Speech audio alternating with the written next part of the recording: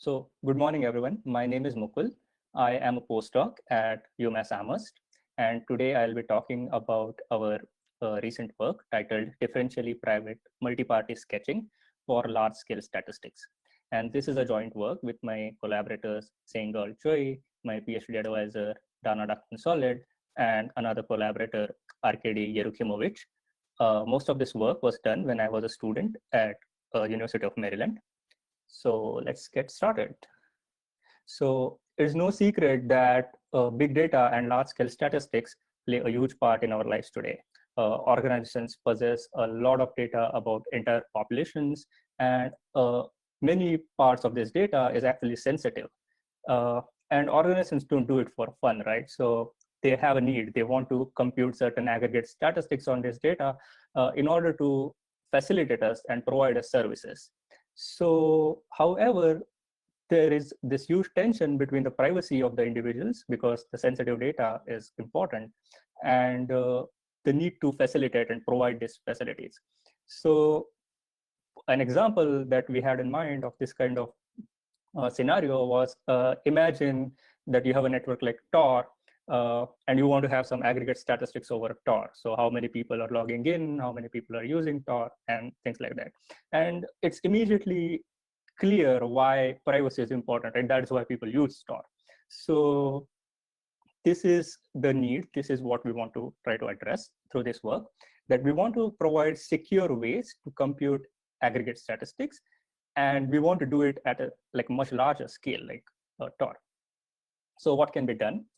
So an kind of obvious option that would come to one's mind is, why not use multi-party computation? So what is multi-party computation?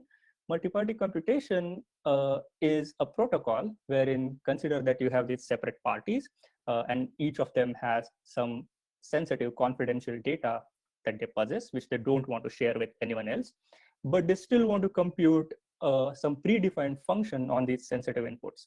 And so what MPC or multi-party computation protocol allows is that after running this protocol, the parties are able to learn this output of the function without revealing anything except the output too. So in particular, the individual parties' inputs are hidden. They only learn the output of the function.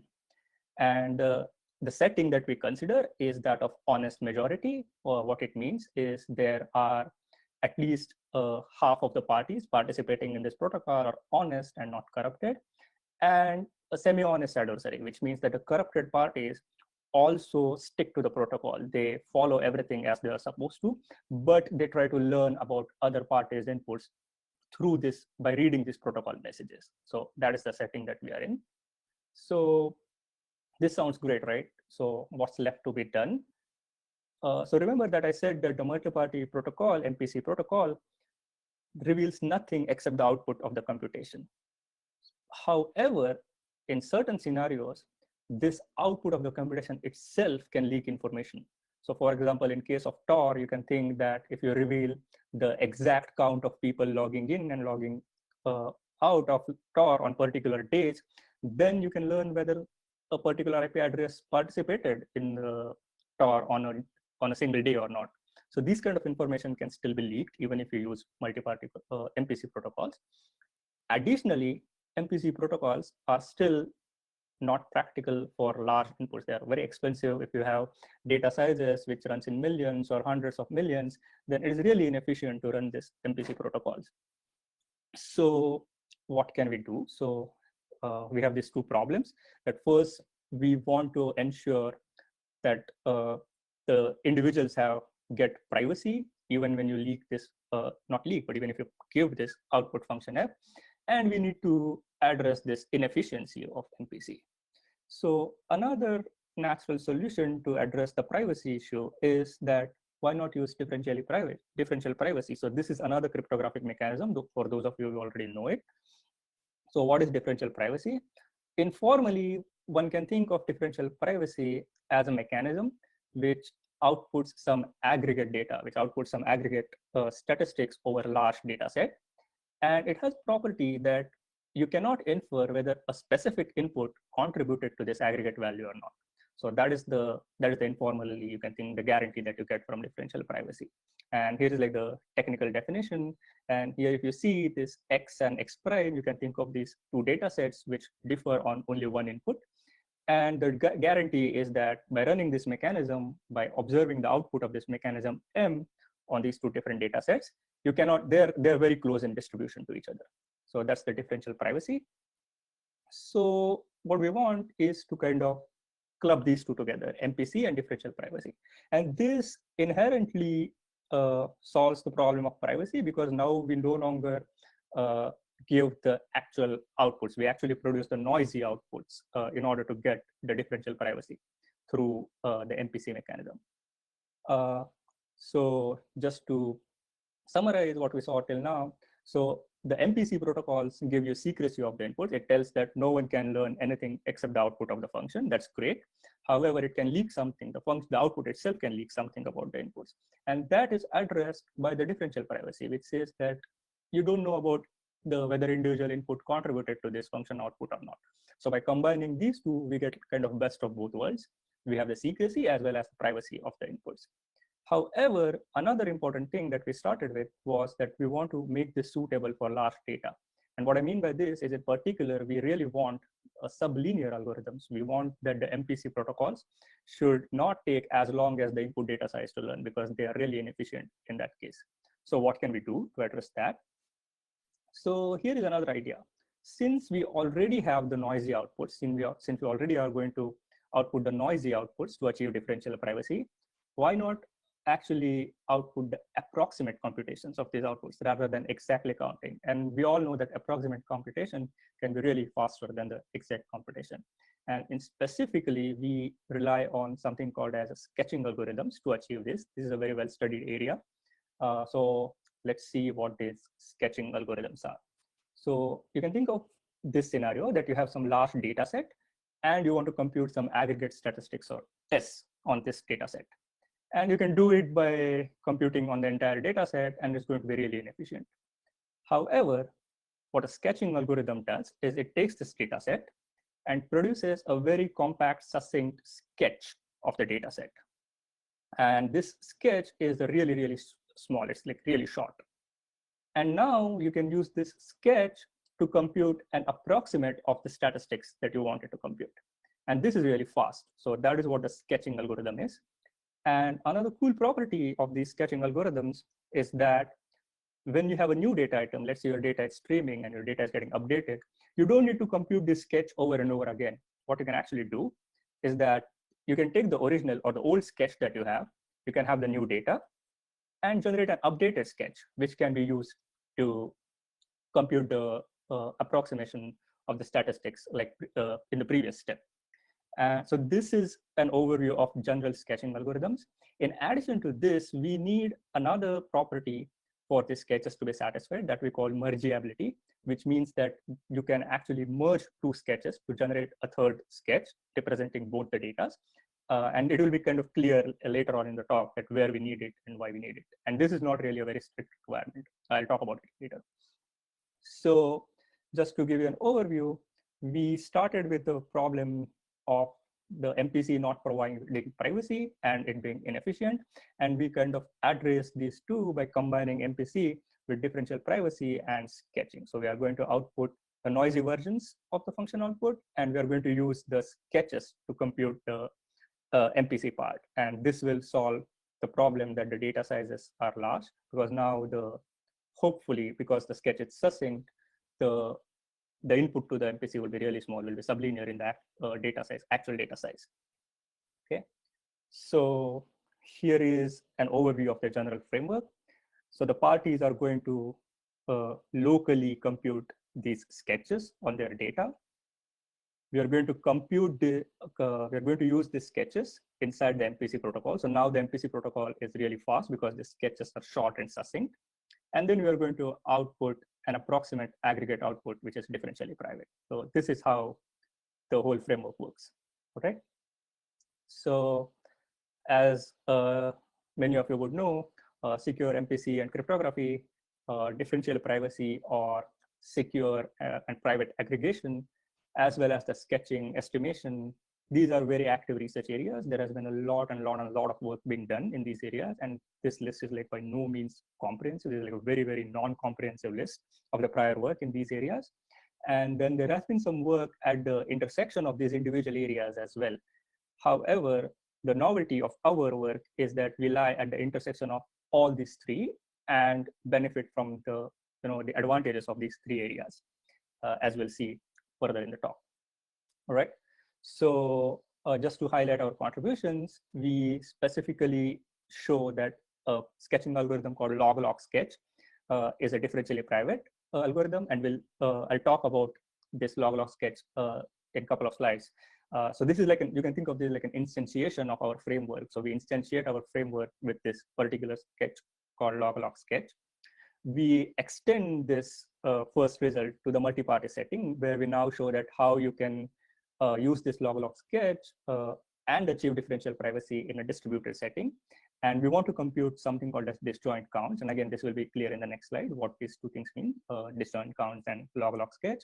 And then finally, we show that you can actually think of this whole approach as a general framework, wherein you can use sketching along with MPC and deep and differential privacy to get really efficient protocols for securely computing aggregate statistics. All right, so that's the plan. And because we care about performance, that's why we do it. Here is just a brief highlight of all the performance related results we have. So our protocols are really scalable. So because the MPC runtime is independent of the input data size, remember it only depends on the sketch now. We can actually have very large input data size, up to 100 million for each party. Our protocols are very efficient. So the MPC runtime, when you run the protocol between three parties, is less than 40 seconds on this laptop that I'm presenting you from.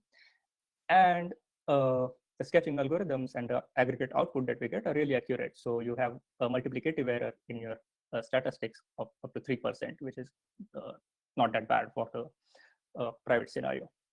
All right. So let's talk about the differential private computation. So I talked about this problem of disjoint count. That is the one that we consider. So what is a disjoint count? Disjoint count simply means that how many unique items are in a given data set.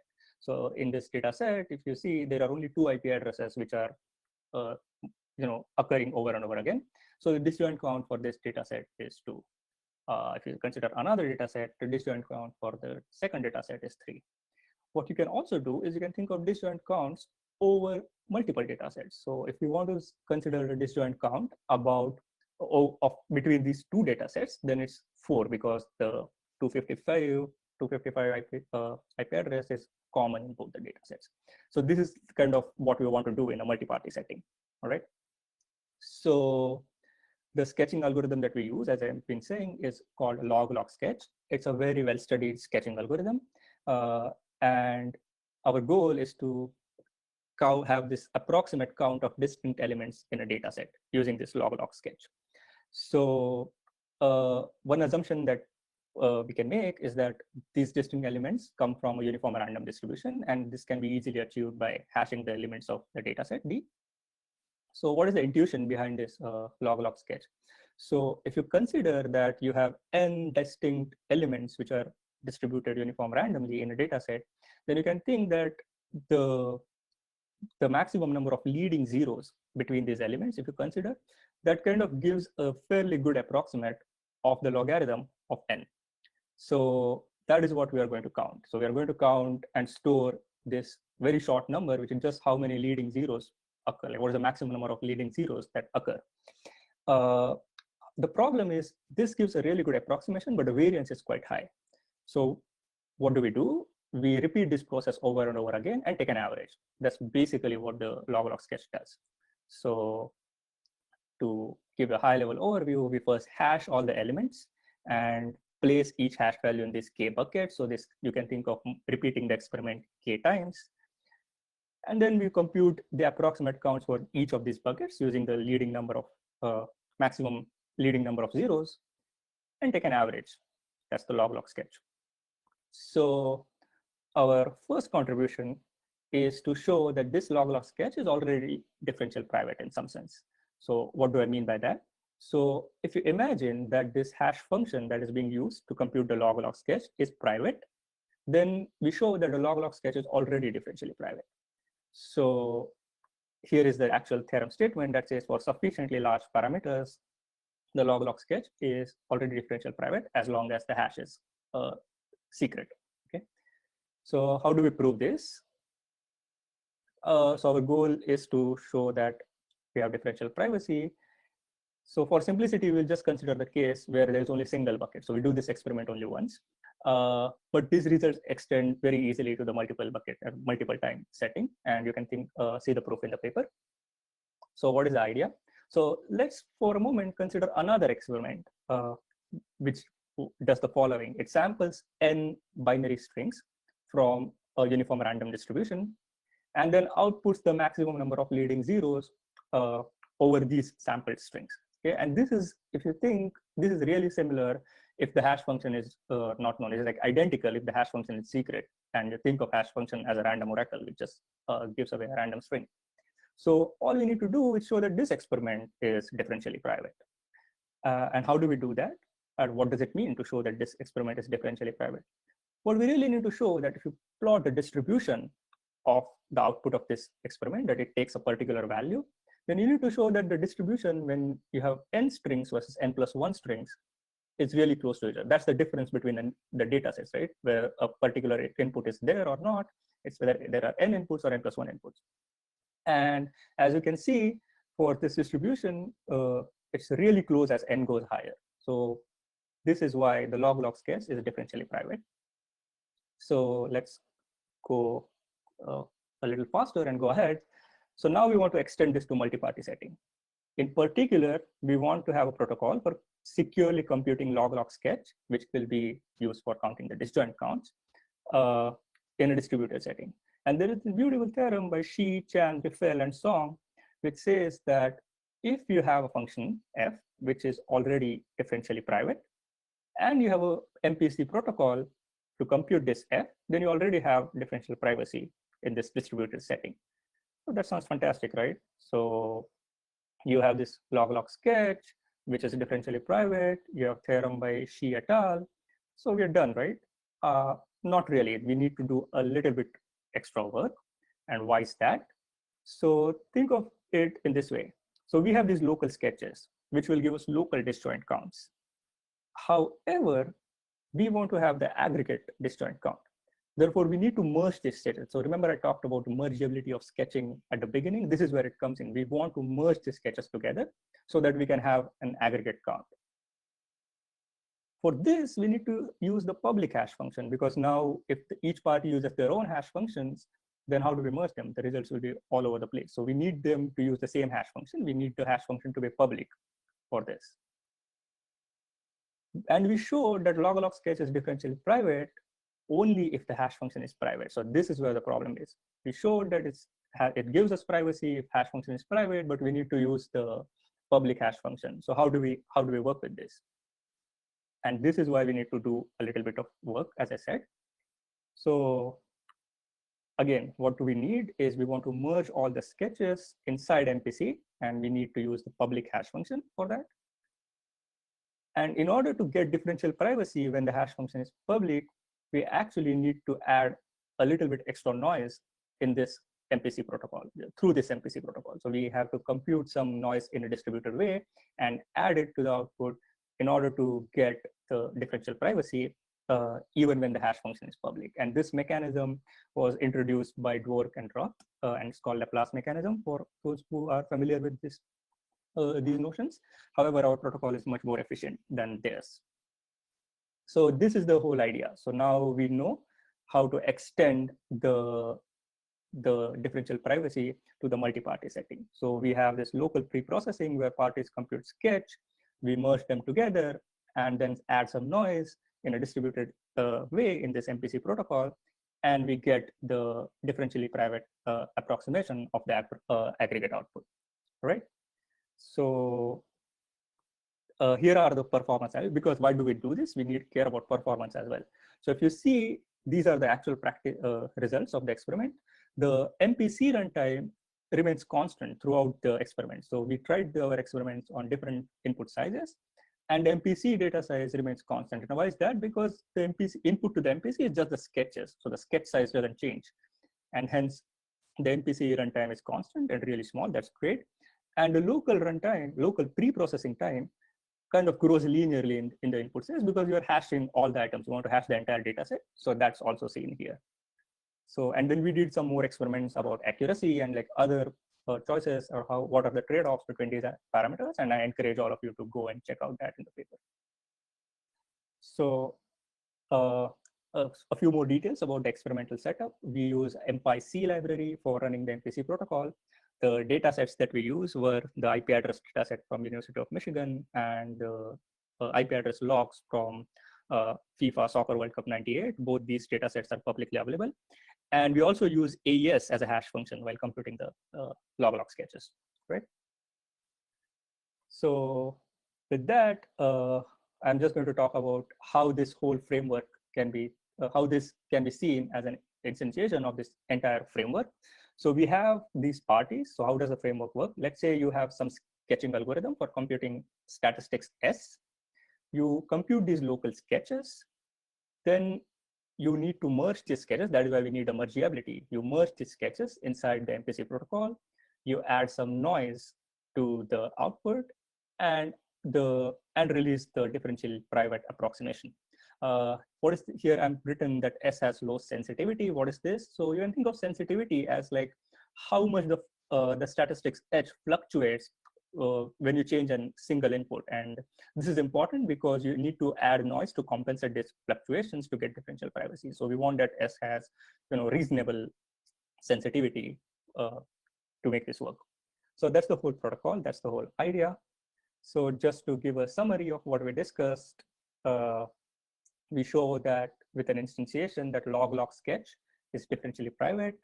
Then we extend our results to the multi-party setting and show, we see that our protocol is actually quite efficient and scalable and accurate. And then we actually show that this is not just about log sketch. In fact, that's just one instantiation. You can think of this as an entire framework where you can use sketching algorithms along with MPC to achieve differential privacy. And these are not too restrictive. The requirements of mergeability or these are not too restrictive. A whole bunch of well-known sketching algorithms like AMS, JLT-based sketching algorithms actually fall into this category and can be used along with our framework. And we show that in our paper as well. We don't do experiments, but we show that these cases are mergeable and can be used. So that's it. Thank you very much for listening. And we can go to the question and answers now. Thanks a lot.